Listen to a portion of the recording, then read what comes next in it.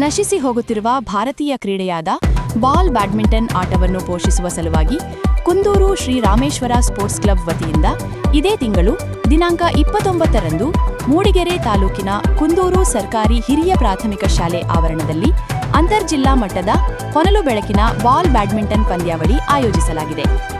ಚಿಕ್ಕಮಗಳೂರು, ಶಿವಮೊಗ್ಗ, ದಕ್ಷಿಣ ಕನ್ನಡ, ಹಾಸನ, ಮೈಸೂರು, ಬೆಂಗಳೂರು, ದಾವಣಗೆರೆ ಸೇರಿದಂತೆ ವಿವಿಧ ಜಿಲ್ಲೆಗಳ ಆಯ್ದ 12 ತಂಡಗಳು ಹಾಗೂ ಚಿಕ್ಕಮಗಳೂರು ಜಿಲ್ಲೆಯ 10 ತಂಡಗಳು ಭಾಗವಹಿಸಲಿದೆ. ಪ್ರಥಮ ಸ್ಥಾನ ಪಡೆದ ತಂಡಕ್ಕೆ 14,000, ಎರಡನೇ ಸ್ಥಾನಕ್ಕೆ 10,000, ಮೂರನೇ ಸ್ಥಾನಕ್ಕೆ 8,000, ನಾಲ್ಕನೇ ಸ್ಥಾನ ಪಡೆದ ತಂಡಕ್ಕೆ 6,000 ನಗದು ಬಹುಮಾನದ ಜೊತೆಗೆ ಆಕರ್ಷಕ ಟ್ರೋಫಿ ನೀಡಲಾಗುತ್ತದೆ.